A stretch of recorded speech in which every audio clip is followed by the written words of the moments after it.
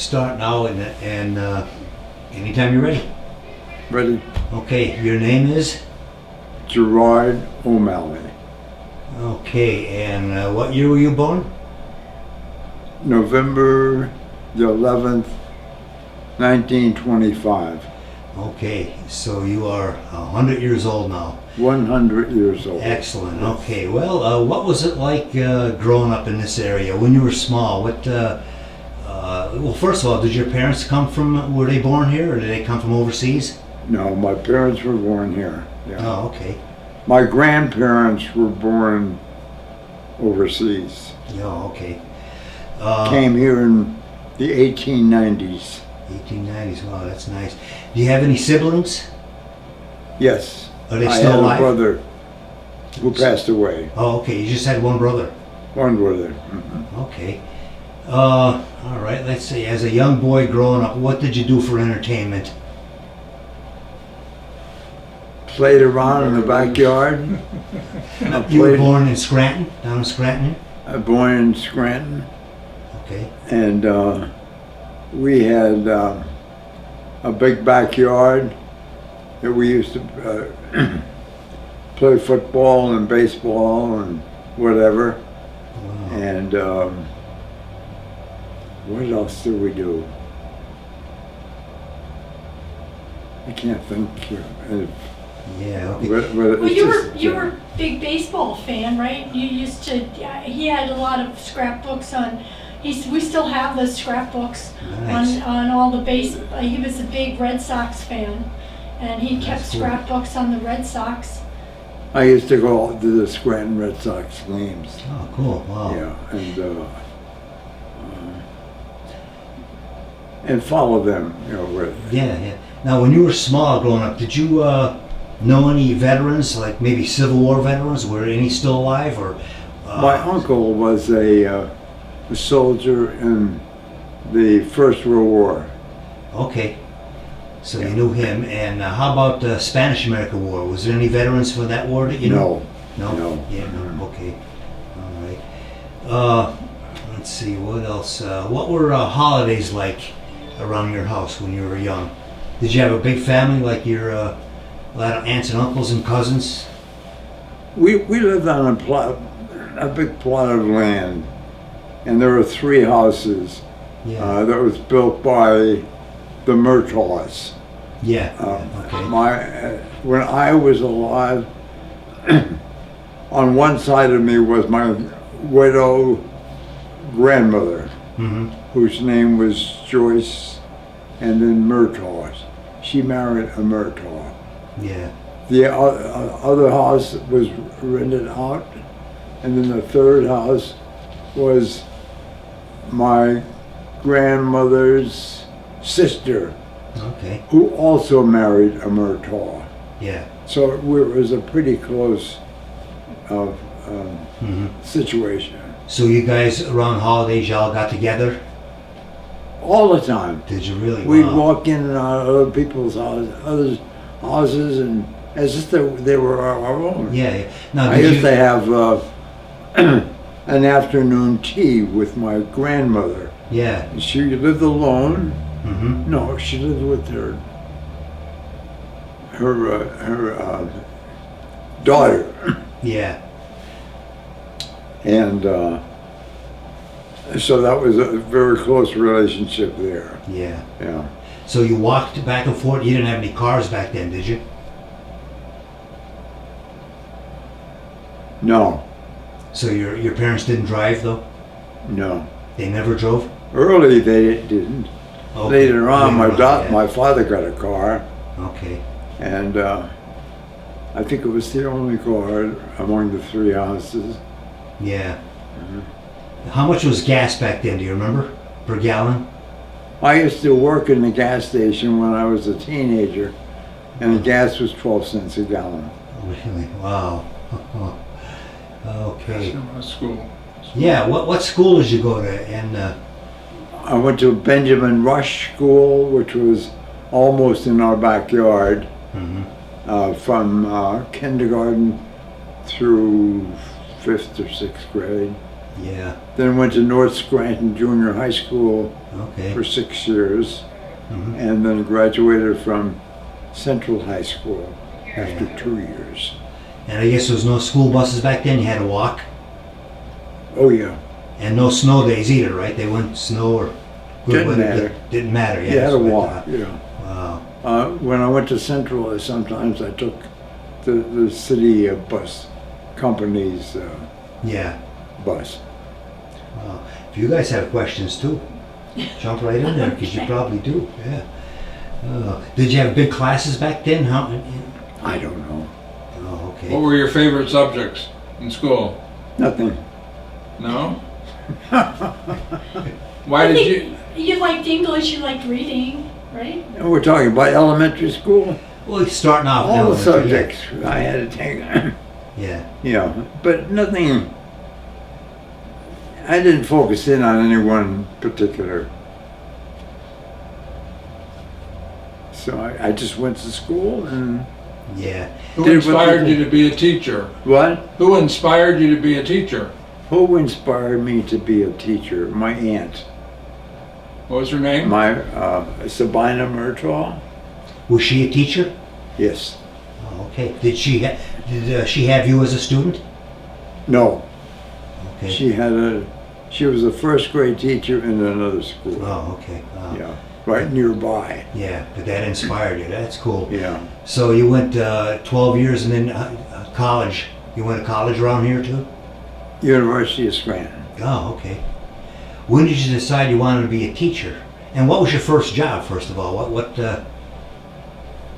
My first job yeah. was like a fun drug. Hauling things around. Yeah, yeah. Yeah. Oh, interesting. So you like We just became 16 years of age. Yeah, The age that we could get a license. yeah. And that's what and we did it for fun, although we got paid for it too. Yeah. Wow. Then you got drafted? Hmm? Then you got drafted? Yeah. I got drafted in 1943, right after high school. And I went to college for 2 semesters. And in December, January, I was drafted. I was 18 years of age. What branch did you serve in? The Air Force, the Air Corps. Air Corps. Okay. Yeah. Went to aerial gunnery school Mm-hmm. to be, well, I was assigned to the tail gunners Mm-hmm. position in B-24s.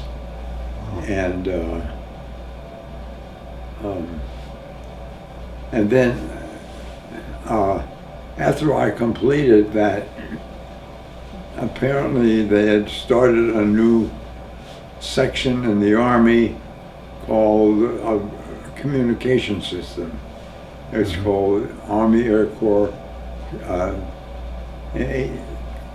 communication system. And they transferred me, after finishing gunnery school, they transferred me to this department Mm-hmm. to be a high-speed radio operator with the Morse code. Yeah, yeah, yeah. I know Morse code too. I'm a ham radio operator. So Oh, yeah? I know how to do Oh, that. Yeah. sure, you will, yeah. Yeah, yeah, Well, I learned that in a month. yeah. It's easy. Yeah, and it was high speed, Yeah. and I had to switch.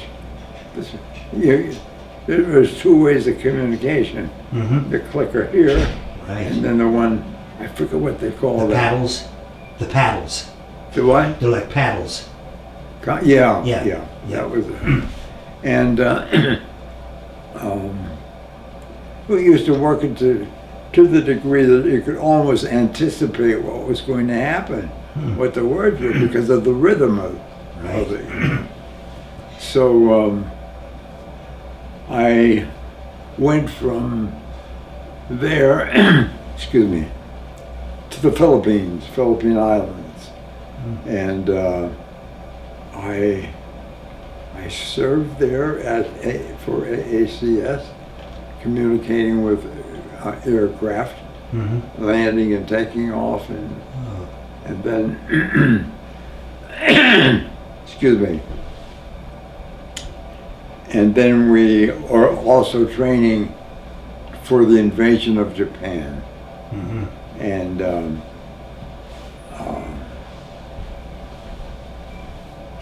of course the atom bomb dropped, and that was the end of the war. Yeah. So I didn't invade Japan. But you were in the service at the beginning of the war too? Oh no. No, okay. 1943 I was. Oh yeah, okay. Yeah. Where did you do basic training? Basic training. Oh, come on now. Basic training. Miami. You were in I Miami. know, I'm kidding with this guy.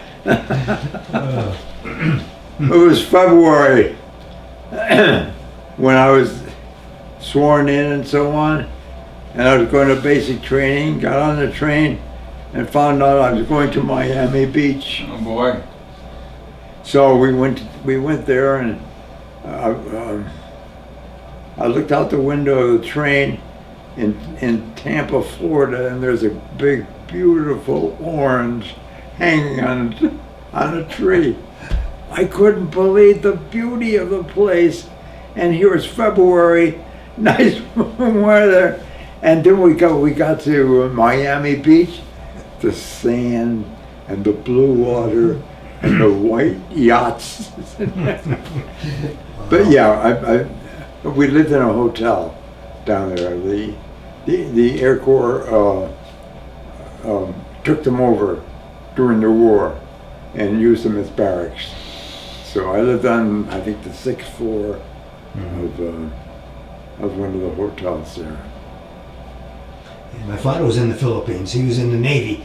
He was over there. I have pictures of him over there. Oh. Yeah. Okay. And let's see. What was that? What do you remember about the Philippines? About the Philippines, what I remember about them is it was a whole new culture.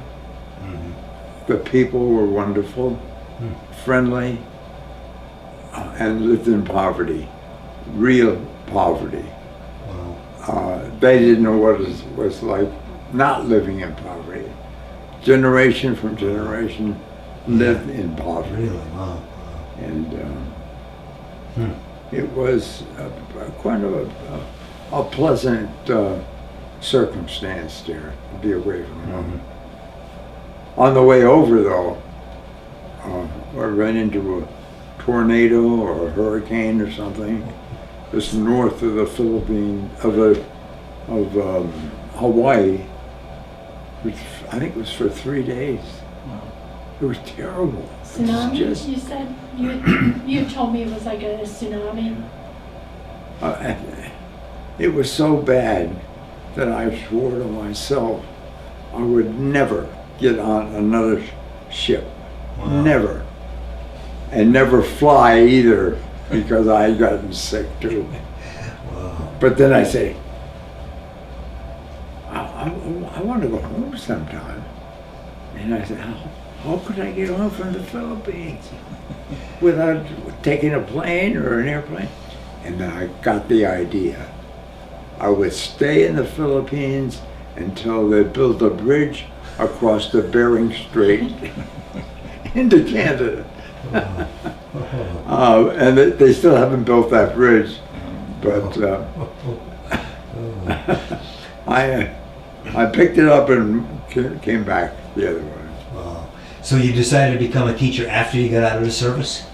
I decided to become a teacher when I was at the University of Scranton. Oh, okay. Yeah. Oh. I did my student teaching in my senior year. What did you teach? What subjects? Well, first of all, you practice teach. Then you graduate for college and get a license. Okay. And then you apply to our district to get a job. Yeah. I got a job in Scranton. North Scranton Junior, North Scranton Senior, North South Scranton Junior High School. South Scranton Junior High School, No. grade 7, in a new program that they're experimenting with. Mhm. And I learned a lot of new things from there. Yeah. Is that building still standing? Oh, sure. Yeah, because I know North Scranton is. I think it's apartments now. But I don't know about South Scranton. I don't know. Yeah. It's a middle, a middle school right now. Oh, okay. Yeah. And it's about as big as the North Scranton. Yeah. You still see any of your students around anywhere? I was in charge of a meeting when I came here from New Jersey after being away for 60 years or so. Working with a group of maybe 25 adults. Mhm. And after the meeting, this 80-year-old woman came up and said, "Are you Mr. O'Malley?" I said, "Yes, I am." He said, "Well, I was your student at at South Scranton High School." Wow. I said, "Don't tell anybody." No, I didn't say that. But I was really surprised. Yeah. The Wow. only person I ever met that was in my classroom there. Wow. How about some of the kids you grew up with when you were in school? Are they still around? Any of your classmates? From high school or grade school? No. They're all gone, really? I left, I was employed with Scranton for 8 years. Mhm. And then I was assigned to South Scranton Junior High School. It was a junior high school at the Mhm. time.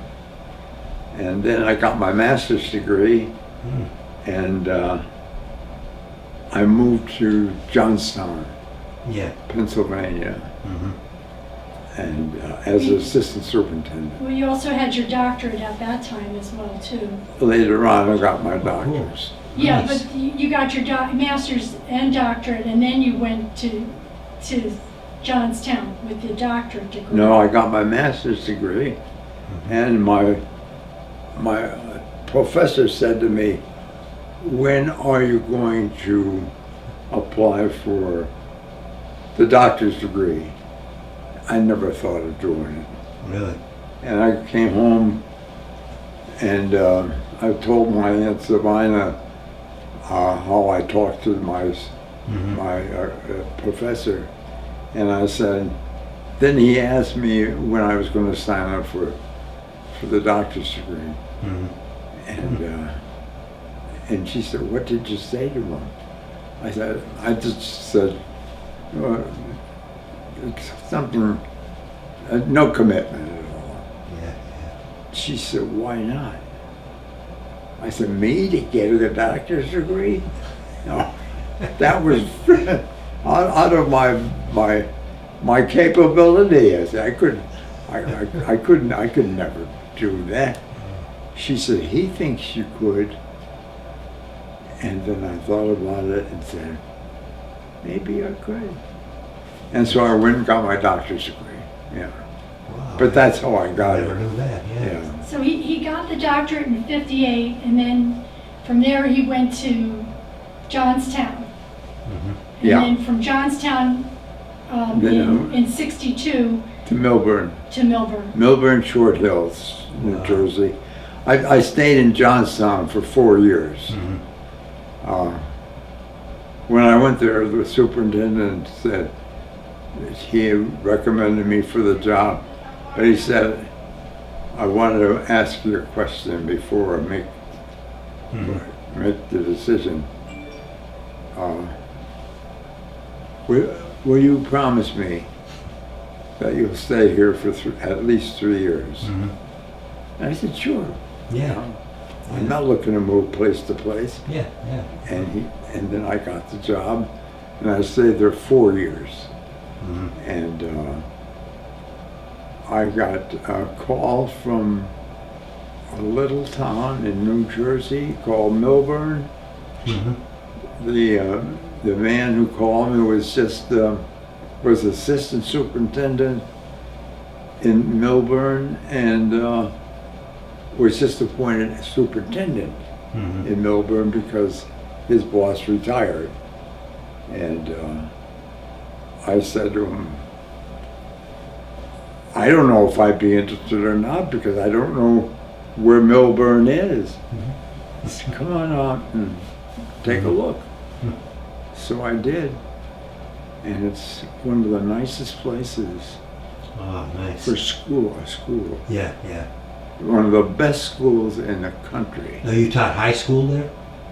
No, I was assistant superintendent. Oh, so, okay. Oh, nice. And it was a very wealthy Was it really? Yeah. school system. Mhm.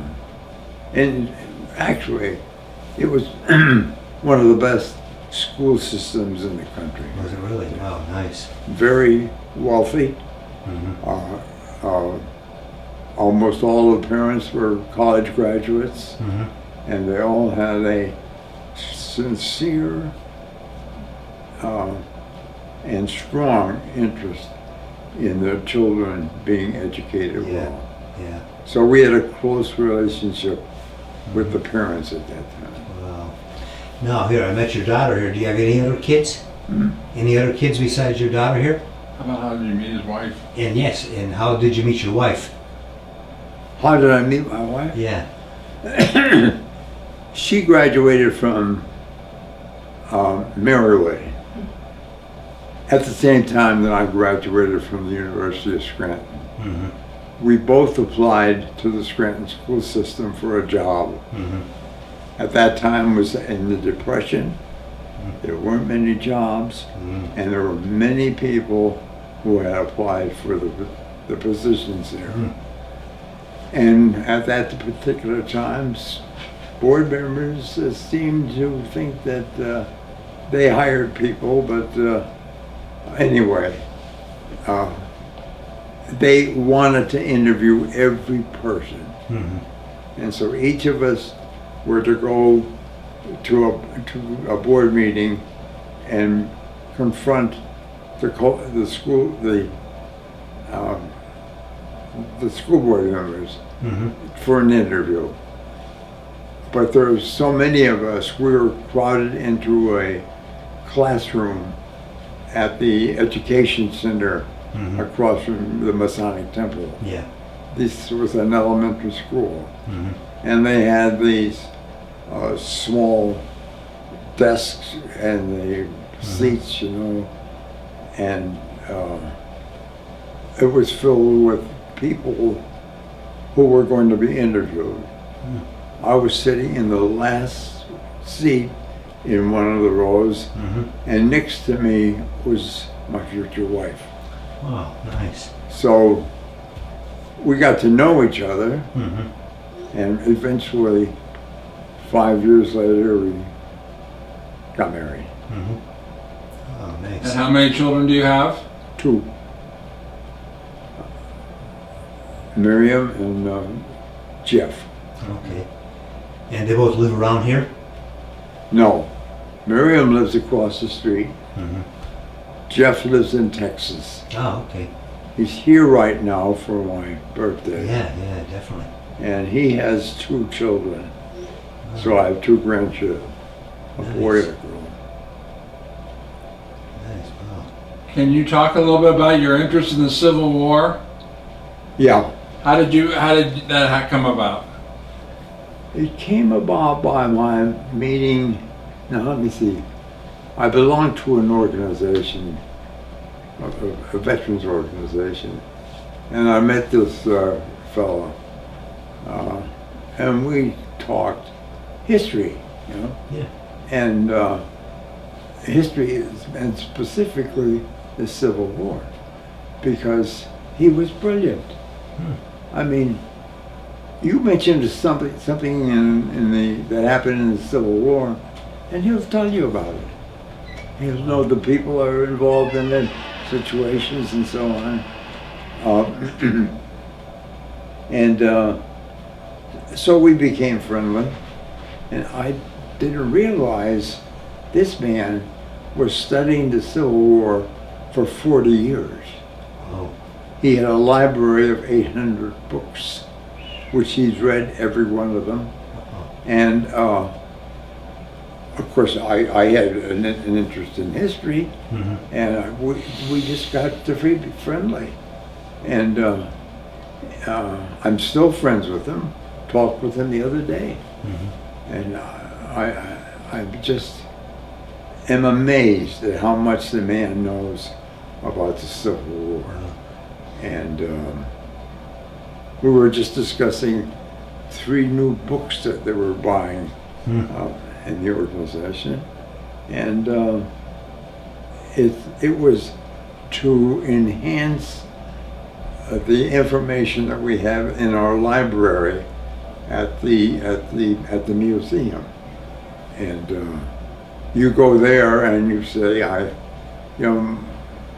my uncle or my father's great-great-grandfather was in the Civil War, and we'll find out all the information about him. The information is right there. And I've read several books, not as much as he did, yeah. but that's probably the main connection with me in the Civil War. And you have an ancestor with the last name Kelly? What? You have an ancestor with the last name Kelly that Yes, was in the Civil yeah. War?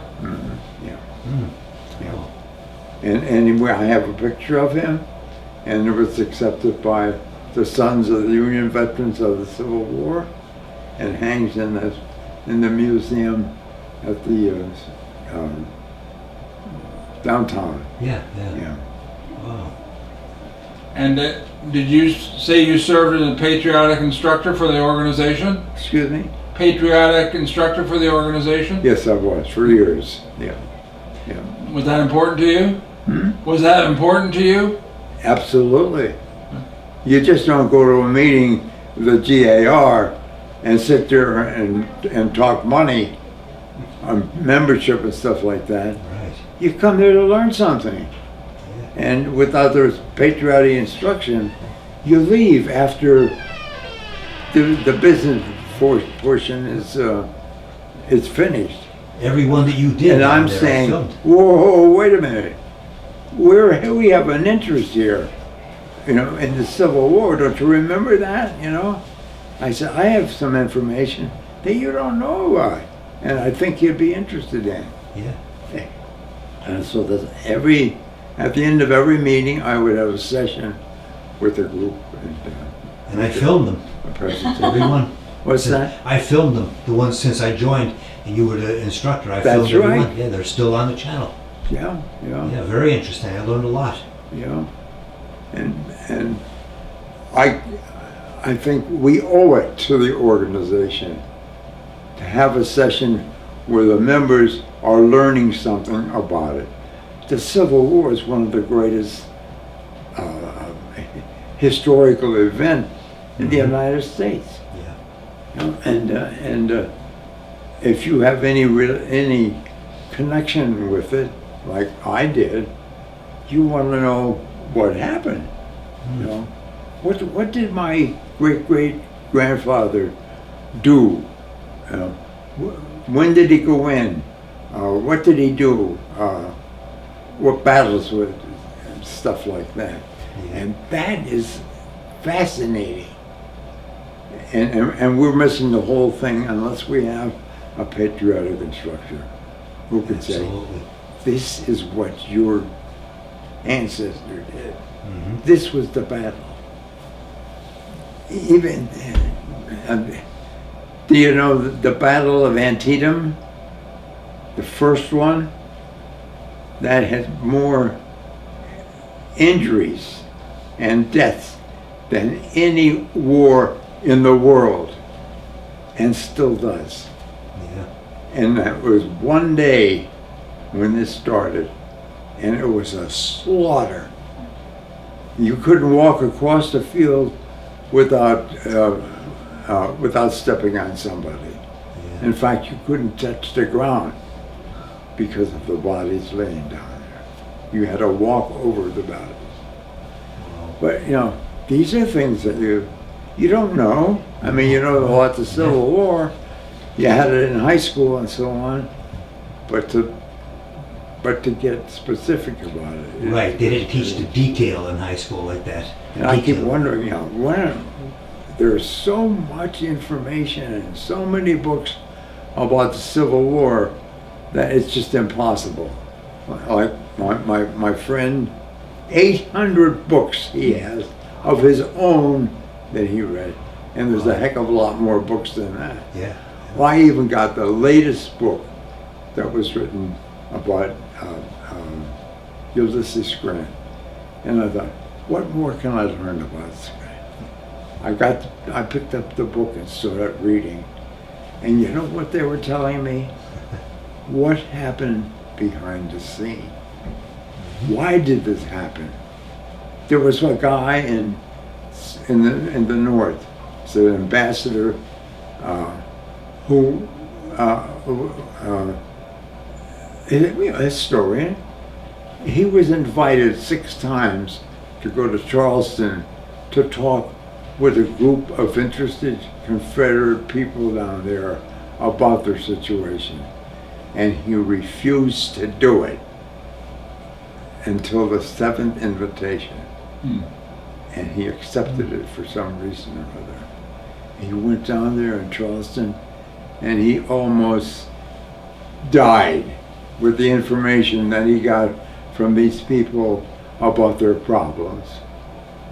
He had no understanding of this at all. And I'm thinking, holy mackerel, why the hell didn't people like this get together and solve the damn problem? No, we gotta fight. And the worst thing about that is that nobody knew how to fight a war.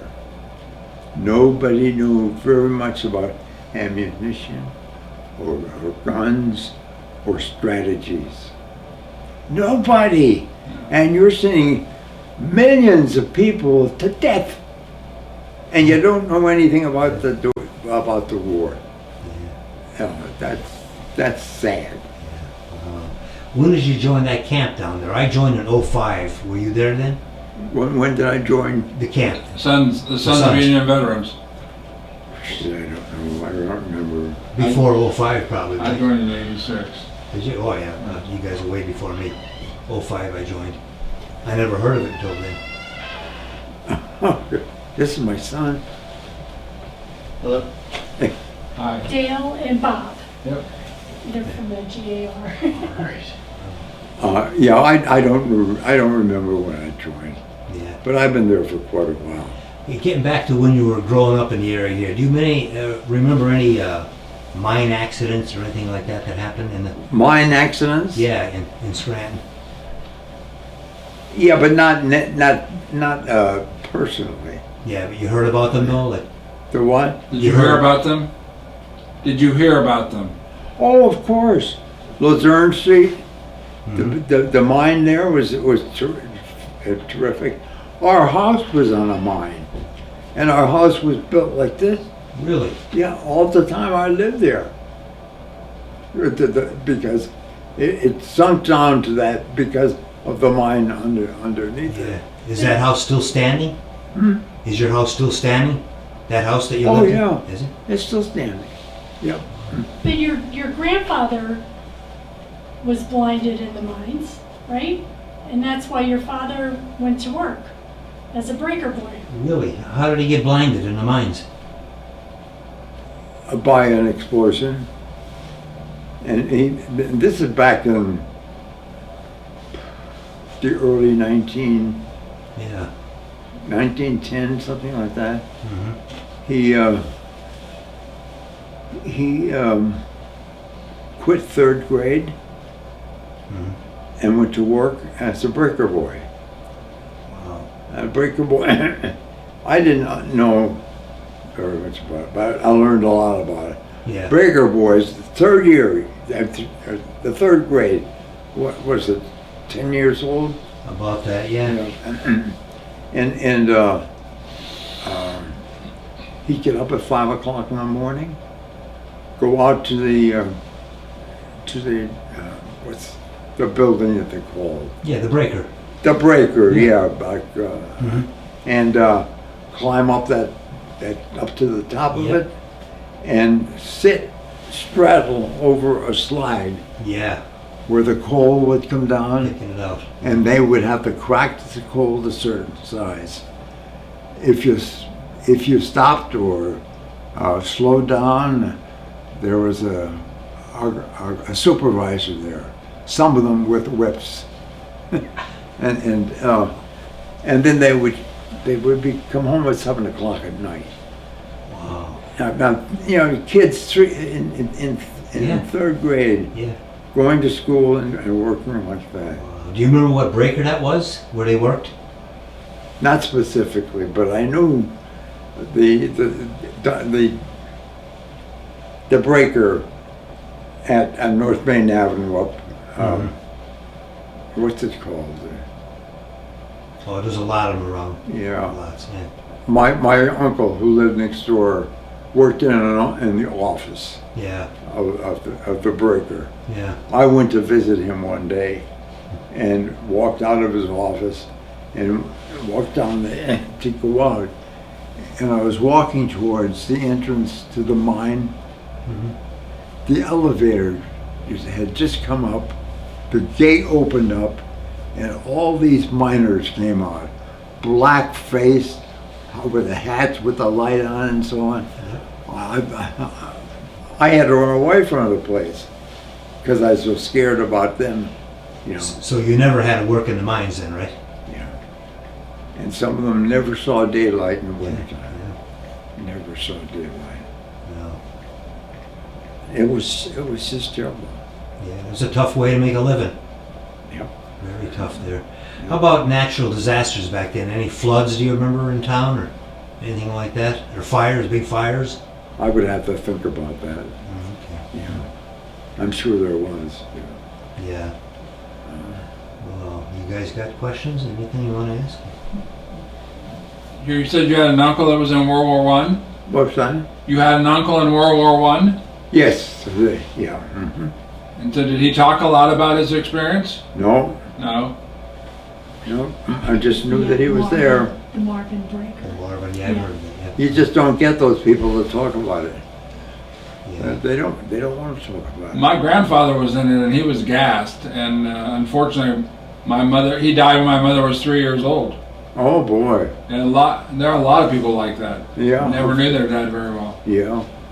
Yeah. Well, he died shortly after I was born. I knew him, but not closely. Yeah. Did many people have cars back then when you were growing up? No. No. Just walk or take the train? They probably had a lot of trains, right? The street Yeah. trolley. The streetcar, the trolley, did they have trolleys back then? Oh yeah. That's your main source of transportation. You didn't have a car. You got on the trolley car Yeah. or the bus.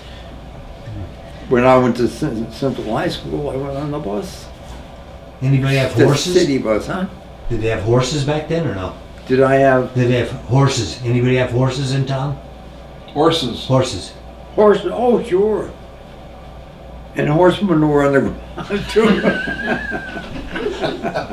A famous words with horse shit. I don't remember what year it was, but were you around when Billy Sunday had his evangelical campaign in Scranton? Billy Sunday? No, No. no. I know of him. I heard of him. Billy Very Sunday, popular name. and there was a big snowstorm here in Scranton. Yes. In yes, the it was, 1900s, yeah. maybe 15, I think. I don't know, something like that. Yeah, it might have been, yeah. But we weren't that kind of active people, Okay. you know. Talk a little bit about your interest in the Red Sox. In the Red Sox, Yes. I love baseball. And Did you get to play as a kid? hmm? Did you get to play as a kid? Oh yeah, sure. We had our pickup teams and go from one part of town to another to play. But I used to love going to that time the team played down where the high school is now. Yeah, what's the name of the base? What's the name of the field? Not Weston. Is it Weston Field? Weston? No, no. That's not important. Anyway, that's where I used to go. I used to walk there in the afternoon and read the paper every morning. There was the Scranton Tribune and the Scranton Times. The Scranton Tribune was really the paper because it had lots of sports in them, you know. Oh. And I remember a sports writer there who was determined that to call the team the Scranton Miners instead of the Scranton Red Sox. And he stuck to that. All the time the Scranton Red Sox were in Scranton, he continued to write about the baseball games and call them the Scranton Miners. But so, you know, that's one of the things I remember. But I used to walk down there in the afternoon, pay 15 cents or something and get into the baseball game and watch it. And then the big times were the night games. When they first got the lights up on the stadium, they had special nights for people from Europe. They'd have Italian night, English night, Yeah. Polish night, Huh. Wow. and they'd be jammed. The outfield would be strung off with like those yellow tapes, Yeah. and you would have to stand there in back of them to watch the game because they'd be filled. And then home runs. Oh gosh, I remember one vividly. I was at a doubleheader. Okay, we won the first game, and we were getting to the seventh. It's the second game, and the second game was getting pretty late, and it was the second game would only have 7 innings, and so it was at the end of the 6th inning, and the score was tied, and they send up the substitute pitcher was pitching, and instead of putting a hitter in there, they used him. And I thought, oh, what the hell's the matter with that manager? That guy, he can pitch, but he can't. A pitcher in a situation like this, you're going to put him in here? Well, he got up to the plate. The ball came across the plate, over the fence. A home run. He won the game. That's the kind of things that were Interesting. going on. How about other kinds of entertainment like movie theaters? Did you have a lot of movies? Before you go there, did you ever listen to the World Series on the radio or watch on television? We listened to them. Oh, I was glued to the radio. And I also sold papers every day during the World Series in the middle of Providence, that island there, you know. I sold papers there for 2 cents as the cars would go by, you know. They'd stop and say, hey, give me a paper. He'd give me 2 cents, I gave him a paper. Oh, that was a big event, the World Series. Yeah. Boy. Yeah, how about And there was no television. Right. No television then. You had to listen. But you had movie theaters, right? Oh, we had movie theaters. How much did it cost for a movie back then? There was the Rialto Theater. It was on West Market Street at that time, before they moved it down Yeah. to the main road. And we used to go there for 12 cents. Wow. Were they silent films or did they have sound? Sound or silent film? Did they have sound on them? No, black and white. I mean, were they silent films? No. Oh, silence. Yeah. There were Really? some. But we didn't want to go to silent movies. We wanted to go. It's like going to television when it first started, you know. And I did go to South. The first time that was shown in Scranton was a black and white film at West Scranton, and I was one of the first ones to go there. West Scranton movie. The movie house is still there, but I don't know if they show movies anymore. Probably not, no. Wow. When did you get your first television? My first television? Yeah. Or your family's? Yeah, my family. Yeah, I was too young. I wasn't. I don't think I was employed at the time. What do we get it? I don't remember. But it was black and white, of course. Yeah, oh, definitely. But my first television presentation was at West Scranton. You'd pay it just as though you were going to the movies. Mm-hmm. You know. Wow. And everybody had radios then, right? You had a radio in the house? Hmm? Your Yeah. parents had a radio too? Radio in the house? Did you have a radio in the house? Oh no, not to carry around with me. There's no radios at that like that. But you had them in your house. You had a stand-up radio in your house. You were pretty lucky to have one. And you were glued to it on Sunday evening. They had great programs on, and you'd be there gathered around this box, you know, and listen to the stories, and you had your heroes, and but it was all listening. It was all listening. And What stories? Do you remember what the story was? Oh, jeepers, yeah, oh, gosh. The War of the Worlds, would you have listened to that on the radio? Oh, that was H.G. Wells' War of the Worlds? that was something special. Yeah. The War of the World, yeah. But most of them were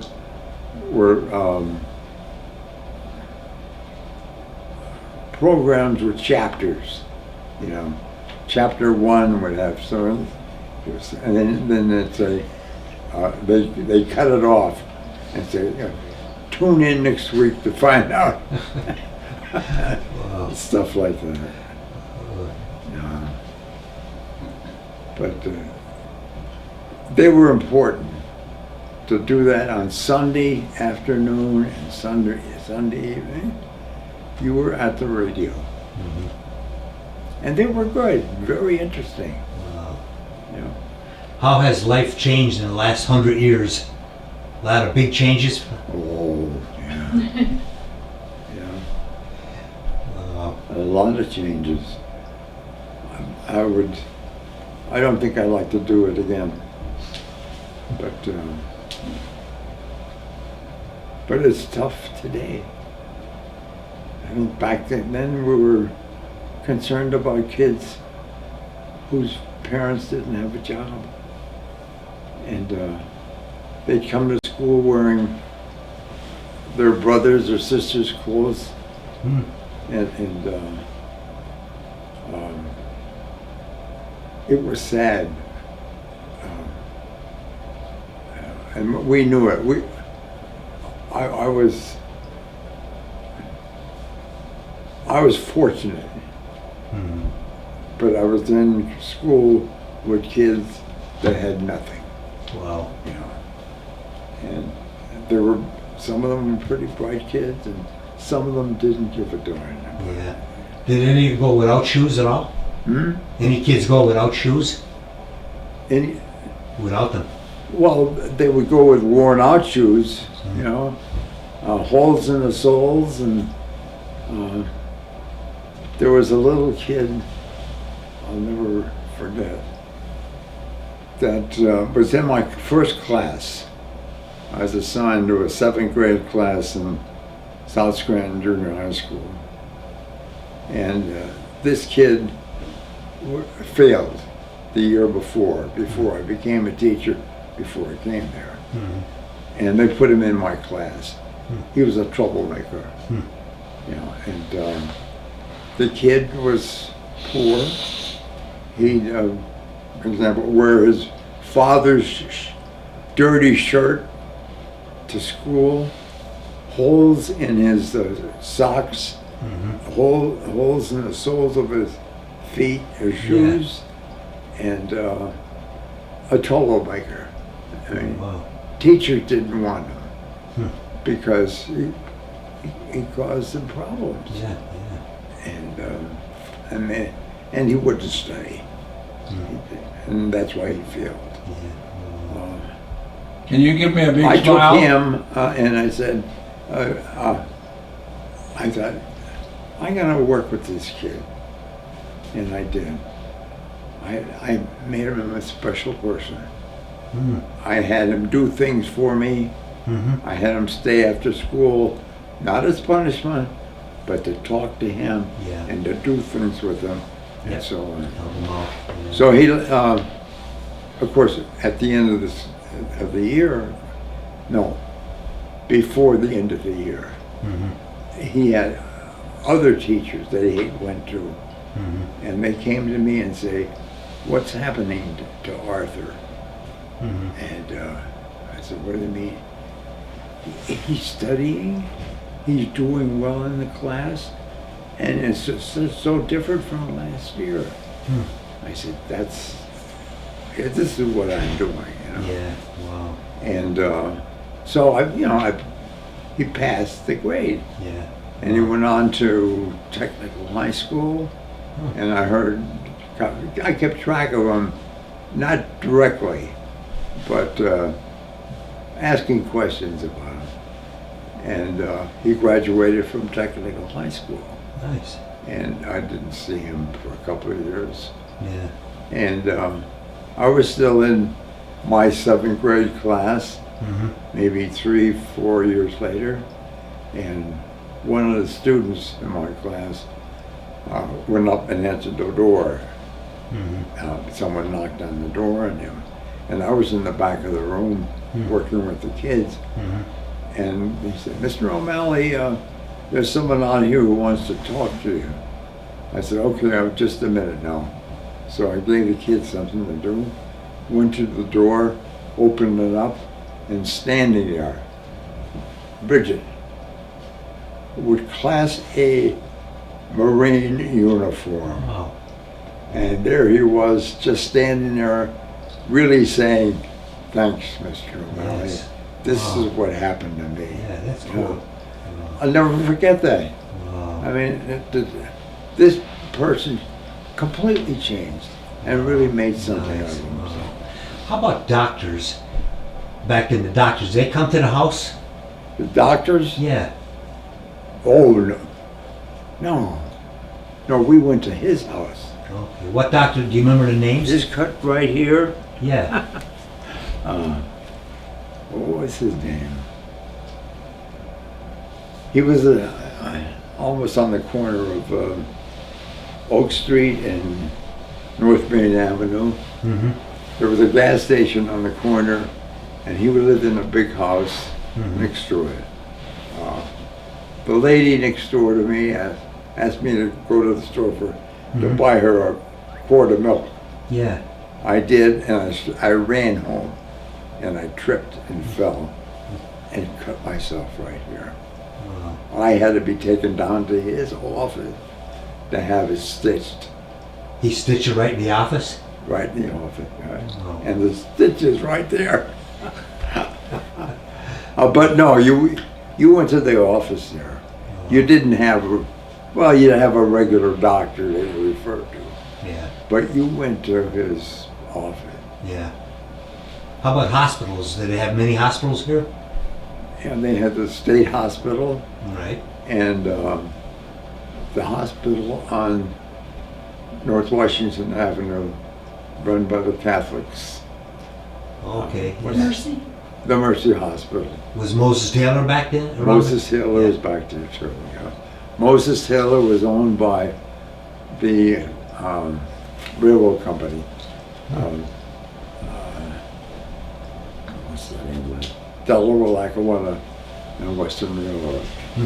And it was for the railroad people. Oh, really? Yeah. Not for anybody else? Oh, no, but mainly for them. Yeah.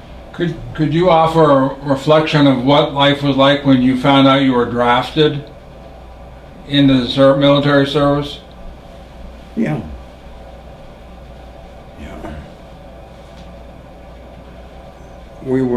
I was maybe a sophomore when the war started. The draft came up. Everybody went every man, every boy knew that they were going to face the draft. So that immediately cut back your vision of what you wanted to be. And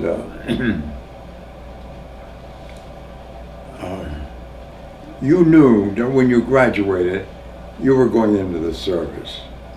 And it got to the point where you wanted to go into the service because all your friends were in the service. You know, and even if you didn't like the service, there was nobody around to play with anymore. You know, all your friends were gone, and that had a negative attitude on all of us. You know, it wasn't that we were eager to get into the war or anything like that. It was because our life was changing. Yeah. We weren't thinking of college at the time. Right. Yeah. Because where were we going to go?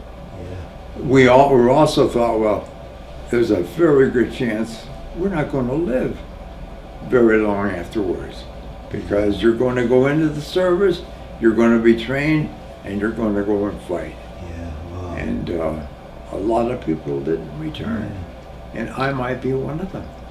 You know? Well, I thank you for serving, definitely.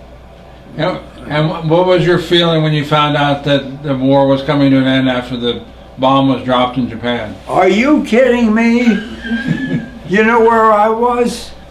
I was in the Philippine Islands, and I was training for the invasion of Japan, and they told me I would be in the third wave, and we did that, and then all of a sudden, the bomb was dropped. Oh, I'm not going to be in the invasion. Oh, that was, I can't explain to you how delighted we were that the war was over, and we didn't have to go through that training anymore. But that was it, you know. And Japan was probably one of the most dangerous activities to get into. You had to invade the island first, and then go in to the mainland. Wow. And the Japanese we hated them because of what they do to people. Yeah. You know? Yeah. They would capture people and just slice them up and do nasty things. Yeah. Wow. So you didn't want to die, but you didn't want to be caught Yeah. as an enemy. You guys got any questions? No, Just enjoying this. Bob, any more questions? Or? I got the reaction I wanted. Well, I'll tell you, I didn't like the service. Yeah. I didn't want to be there, and I did what I had to do, and that was it. I look back now and say the service is one of the best things that happened to me. I grew up. I grew up to be a man. Yeah. After that, I had an altogether different attitude. Wow. And, Anything else you want to add to your life story here?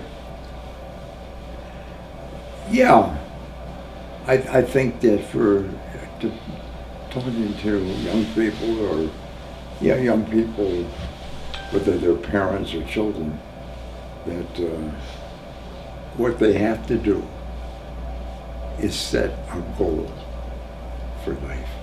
If you don't have a goal, you're dead.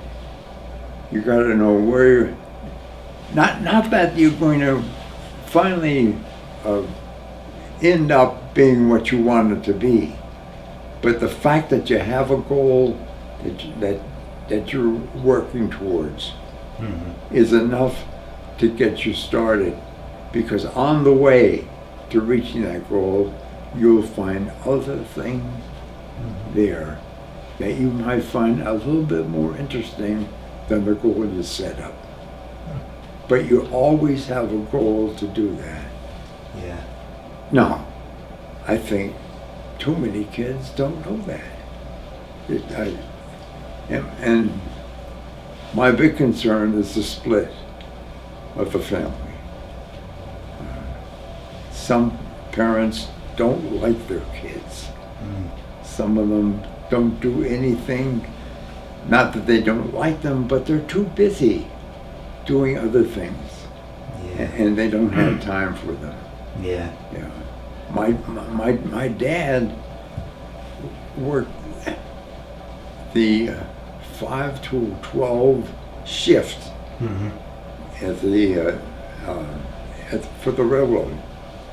I never saw him, except maybe one day a week he'd have off. But he always got around to taking me to see the Empire State Building Yeah. Yeah. when it was being built, the Yankee Stadium, and things of that sort that kids are interested in. Yeah. And he, despite the way he had to work, found the time in his day off, one day off, Yeah. to take me someplace with me. That's nice. Yeah. Did you guys go to church together too as a family? Excuse me? Did you go to church together as a family? Did I go to church? Yeah, as a family. No, because we had children's masses. Oh, okay. We had the 9 o'clock mass Okay. on Sunday morning Yeah. was for children. Right. And if you as an adult wanted to go to that mass, Yeah. you'd have to pay 10 cents to get into the church.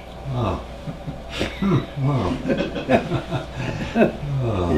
Yeah. And then you went to catechism if you Yeah. were in the public schools. Yeah. Now, where I lived, Holy Rosary was the church I went to, Yeah. and they had a school, an elementary and a high school. I didn't go there Right. because my aunt was a teacher in the public schools, Yeah. you know, and the other kids went to, most of the other kids went to the Holy Rosary if they were Catholic. Yeah. Did you have any baseball players that you idolized, professional baseball players? Oh, baby, Ted Williams. He was my boy. Yeah. And I saw him here at the stadium when the team came to play the Scranton Red Sox. But he wanted to. Oh, you talked with him? Well, Bob talked with him. Oh, did he? Yeah. Oh, yeah. He has some kind of meeting. Oh, I see. Okay. We're going to finish up your interview now, and want to thank you for it, and thank you for serving again. Okay, And, thank you. We learned a lot of stuff today, and appreciate it very much. You have a nice 100th birthday. Yeah, thank you. Thank you Thanks. very much.